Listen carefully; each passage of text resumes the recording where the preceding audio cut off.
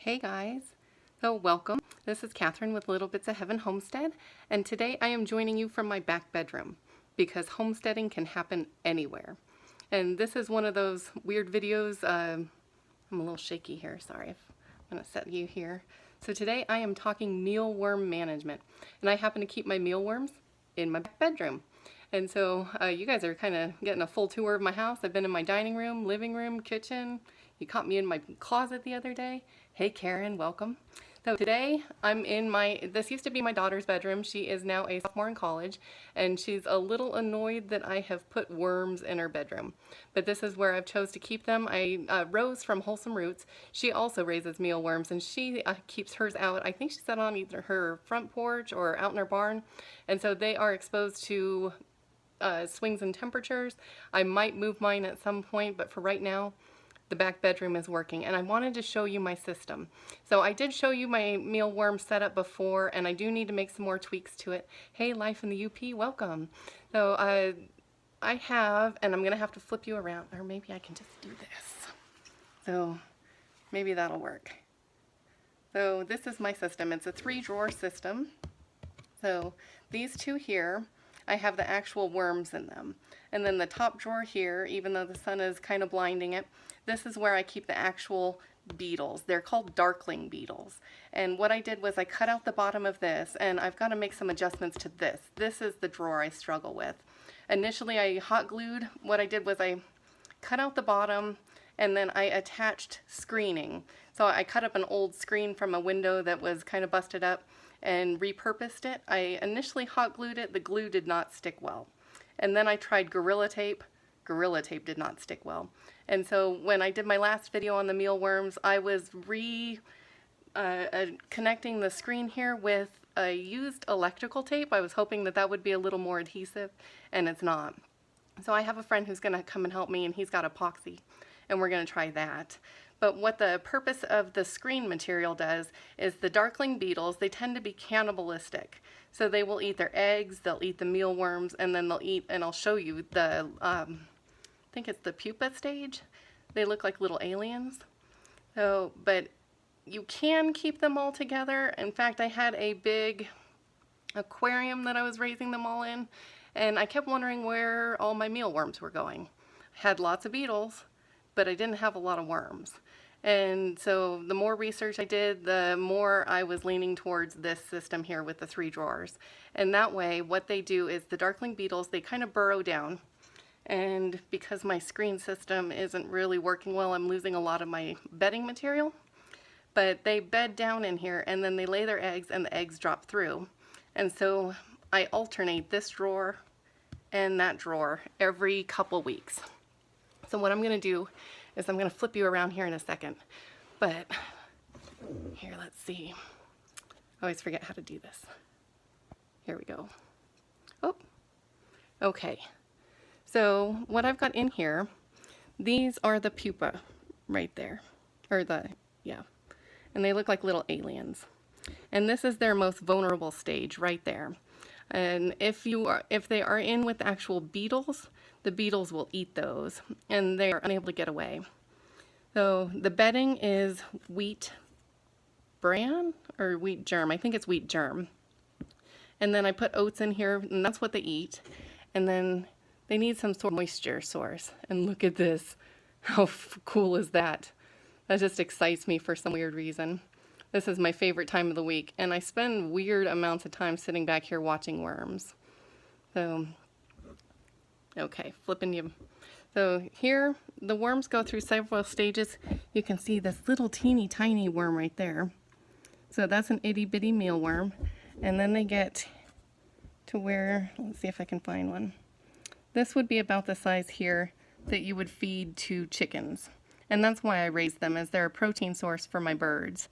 And they don't fulfill all of their protein needs. I'm using them more as a snack. But these little tiny worms, they go through several growth stages, and then they shed their skins. And so what I'll do is, I've got a very highly scientific method. I just take it outside and I blow, and it gets rid of all of those little skin sheds. Okay, flipping you back around.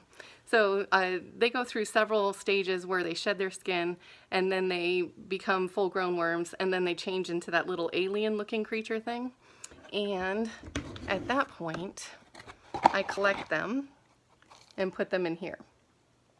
And when this is the stage right before they become darkling beetles. And once they bust out of their little alien shells, then I put them into the top drawer and let them live out the rest of their life stage. So they're really easy. In fact, they thrive on neglect. I had these in an aquarium, like I said earlier, for probably 6-8 months, and I thought I killed them all. And so I just walked away. I ignored them for months, and I mean months. I thought that they were gone.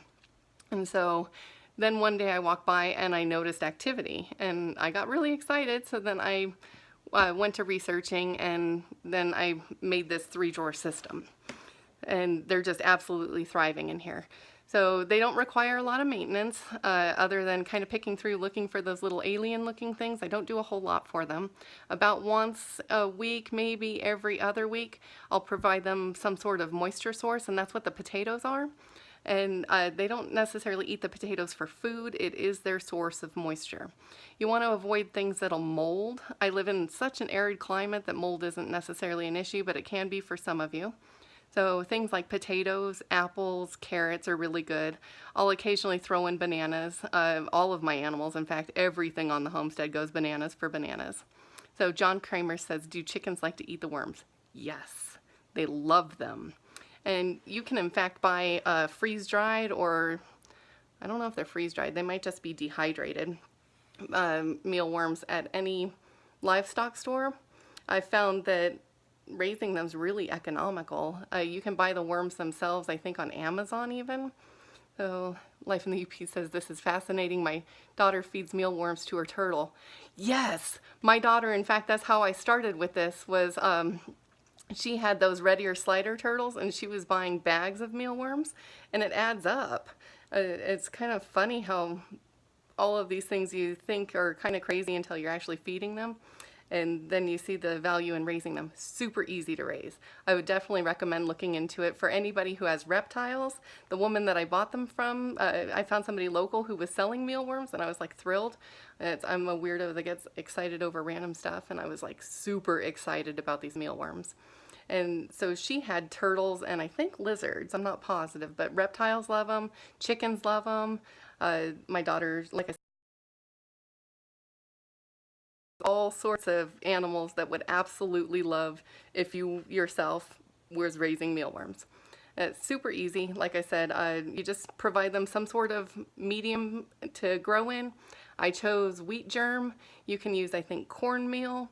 They like to eat things like oats, and then some sort of source of moisture. That's really all it takes. You want to make sure that their bedding stays dry, and they like to hide.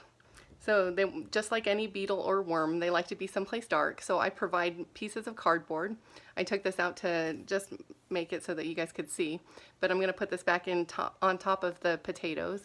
And so the darker it is, the faster they will reproduce, the more active they'll be, and you'll get a lot of like exponential growth. They're really fast growing.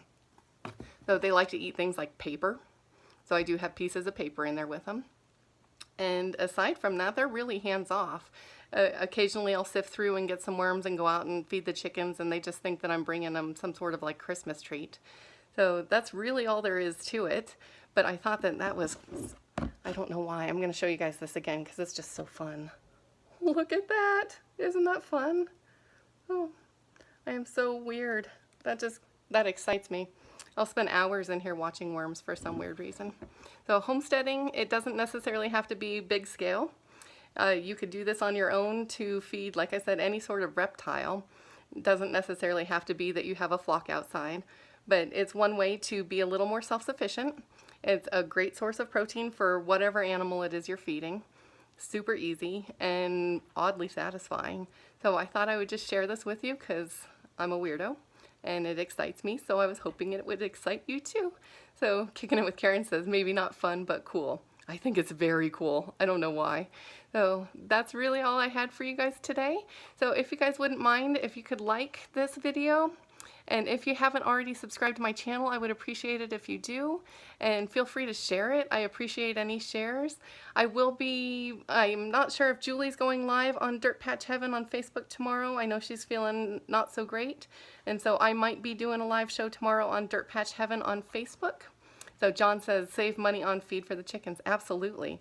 And anywhere you can save a little bit of money is a blessing. And anytime you can treat your animals, that's even more exciting, because aside from just healthy, happy food, they get like really excited over it, and it's fun to see them because they just go crazy.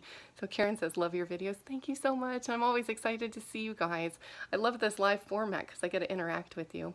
So that's all I had for tonight. I just wanted to show you my crazy setup in my back bedroom, and I shall talk to you guys later. I hope you have a blessed evening. Thanks for joining me. Bye.